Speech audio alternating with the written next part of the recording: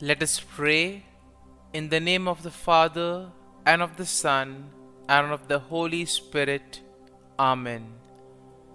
O Jesus, through the Immaculate Heart of Mary, I offer you my prayers, works, joys, and sufferings on this day for all the intentions of your Sacred Heart, in union with the holy sacrifice of the Mass throughout the world, in reparation for my sins, for the intentions of all my relatives and friends, and in particular for the intentions of the Holy Father. Amen. The intentions of the Holy Father for the month of August, for World Youth Day. We pray the World Youth Day in Lisbon will help young people to live and witness the gospel in their own lives. Our Father, who art in heaven, hallowed be thy name. Thy kingdom come, thy will be done, on earth as it is in heaven. Give us this day our daily bread, and forgive us our trespasses, as we forgive those who trespass against us. And lead us not into temptation, but deliver us from evil. Amen. Hail Mary, full of grace, the Lord is with you. Blessed are you amongst women, and blessed is the fruit of thy womb, Jesus. Holy Mary, Mother of God, pray for us sinners, now and at the hour of our death. Amen. Glory be to the Father, and to the Son, and to the Holy Spirit, as it was in the beginning, is now, and ever shall be, world without end. Amen. My dear friends, the Word of God welcomes us this morning. And as we begin this day, let us begin by spending time with the Lord. As we have decided to welcome this day in the presence of the Lord, let us begin by thanking Him for all that He has done for us, all the blessings that He has bestowed on us, and most importantly, for all the graces, for all the favors that He has given us right from our birth till now. On many occasions, we see that because we are caught up with so many other activities, because of our busy schedule, we don't pay attention to these small details that are there in our lives. Very often, these graces, these blessings, which are so important in our lives, are kept aside. And therefore today, as we begin today's morning prayer, we ask the Lord to give us the grace so that we may be able to appreciate the good things that He has done for us. And therefore, it is appropriate that we begin today's prayer by thanking the Lord for all that He has done for us. First and foremost, we thank the Lord for the gift of life, for giving us talents, abilities, and various opportunities in our lives. We also thank the Lord for the gift of our family members, friends, relatives, near and dear ones, and all those who play a very important role in our lives. Now we see that there are so many people who have been instrumental in our lives in so many ways. These people have dedicated their time and effort, and thus they have shaped and helped us become who we are. And therefore we thank the Lord for their presence in our lives, and we also ask the Lord to bless them so that they may be able to have the fullness of life.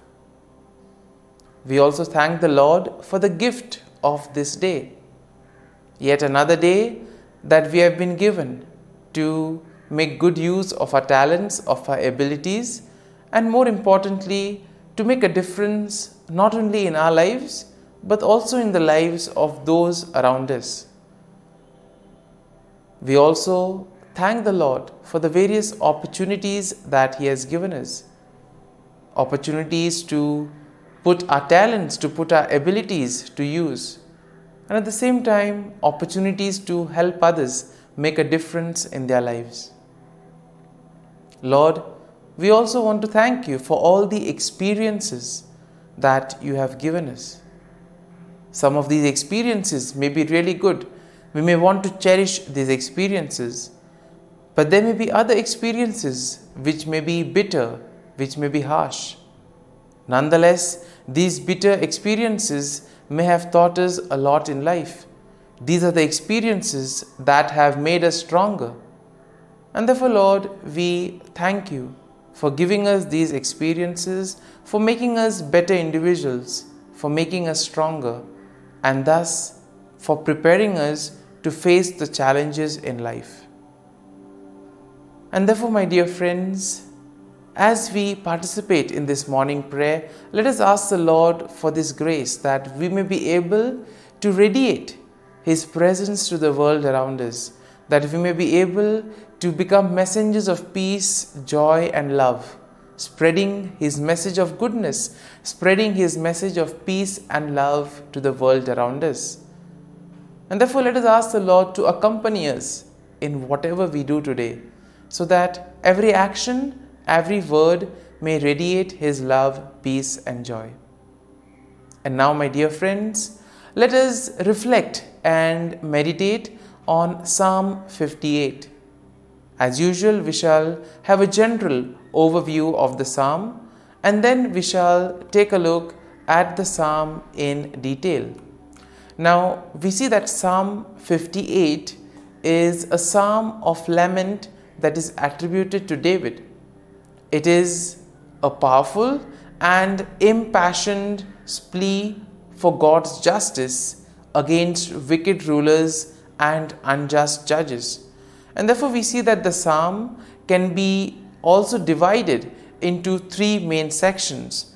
The first section, which is basically a denunciation of wickedness and a call for God's judgment, and this we'll find in verses 1 to 5. Then the second part of the psalm is a depiction of the fate of the wicked, which we will find in verses 6 to 9. And finally, we also see a declaration of trust in God's justice and praise for His name. And this theme is found in verses 10 to 11. And therefore, we see that overall, when we look at the psalm, we can see that Psalm 58 is a passionate plea for God's justice against wicked rulers and unjust judges. Even in today's world, we do find ourselves in situations where we may either be victims of injustice, or we may also see injustice happening around us. And therefore, this psalm could be quite a reminder for us of how to proceed. The psalm can also be a consoling psalm, telling us that the Lord will take care if we place our faith and trust in Him. Now, we see that the psalm also condemns the deceitful practices of the wicked people, and it also calls for God's swift judgment upon them. The psalm highlights the righteous indignation of the psalmist, who places his trust in God's righteous judgment. And therefore, the psalm will also serve as a reminder of God's love. And therefore, we see that God is the ultimate judge, and we see that the psalm also affirms the faith that justice will prevail. Ultimately, we see that the psalm will lead us to praise and recognize God's faith and trust. And therefore, when we take a look at the psalm in detail, we see that in the first part of the psalm, the first section, David will denounce the wicked rulers and judges who fail to administer peace. And these are the wicked people who oppress the righteous. Here we see that he uses very strong language to describe their wickedness and deceit, calling them gods who speak lies and who weigh out injustice. And therefore we see that David also expresses his righteous indignation by imploring God to break the teeth of the wicked and to tear out their fangs like the fangs of a lion. And here we can see that it's very powerful language, and which probably expresses the anger, the sorrow that David is experiencing, the grief that he is going through. And therefore David also accuses them of being deaf to the voice of charmer, and therefore meaning that they are very unreceptive to the advice that is given to them. In other words, these are the people who are not willing to change. Now, in the second section, we see that David vividly portrays the fate of the wicked. And here he sees that he compares them to a serpent whose venom is useless and cannot harm others. And he envisions their demise, stating that they will be swept away like a stillborn child, never to see the sun. Once again, very strong language which probably expresses the grief that David is undergoing, also the fear, the anger that is there within. And here we see that David emphasizes that God will swiftly and decisively judge these wicked people. Therefore, by doing so, he also affirms that God's righteousness and justice will prevail. And then in the final section of the psalm, we see that David declares his trust in God's justice, and David also praises the name of the Lord.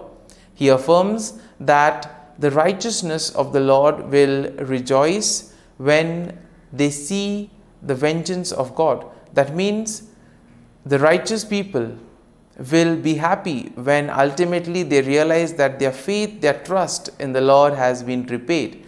And therefore, when they look at the vengeance that the Lord takes on the wicked, they will know that justice has been served. And here we see that David expresses confidence that people will acknowledge and fear God, and thus they will be able to recognize his authority and righteousness.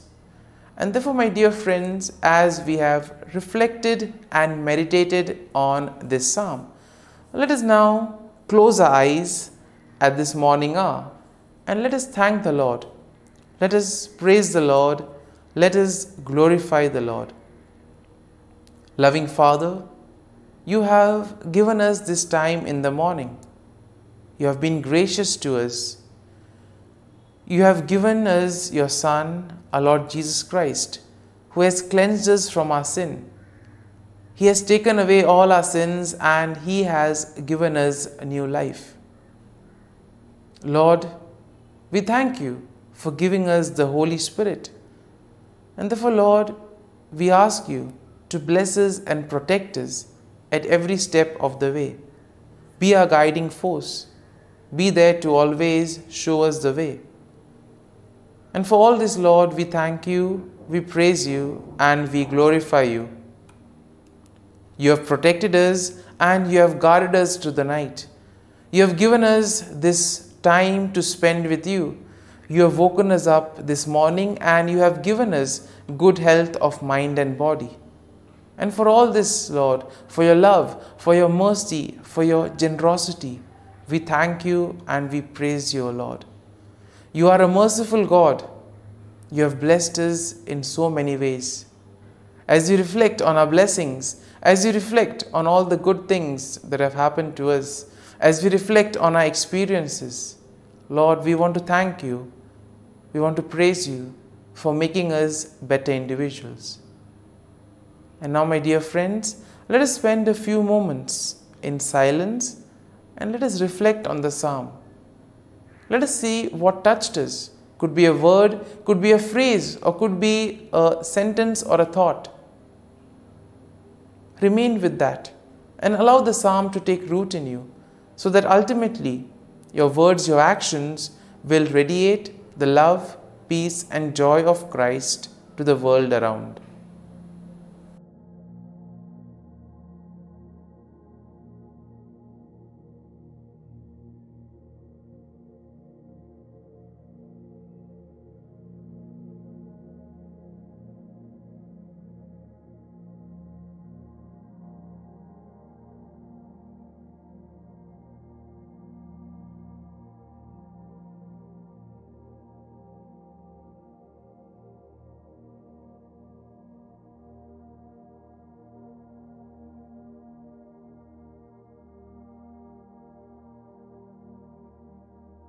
Pray to Saint Michael the Archangel for protection.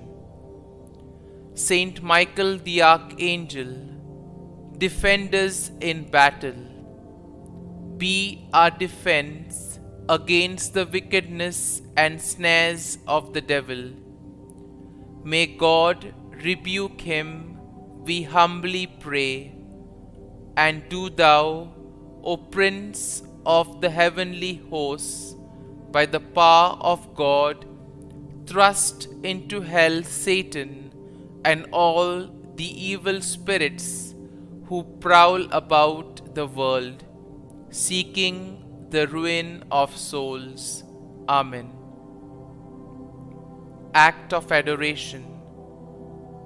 O Sacrament most holy, O Sacrament divine, all praise and all thanksgiving be every moment thine. Saint Gertrude, pray for souls in purgatory. Eternal Father, I offer thee the most precious blood of thy divine Son, Jesus, in union with the masses said throughout the world today, for all the holy souls in purgatory, for sinners everywhere, for sinners in the universal church, those in my own home and within my family. Amen. May the divine assistance remain always with us, and may the souls of the faithful departed through the mercy of God rest in peace. Amen. Glory be to the Father, and to the Son, and to the Holy Spirit, as it was in the beginning, is now, and ever shall be, world without end. Amen.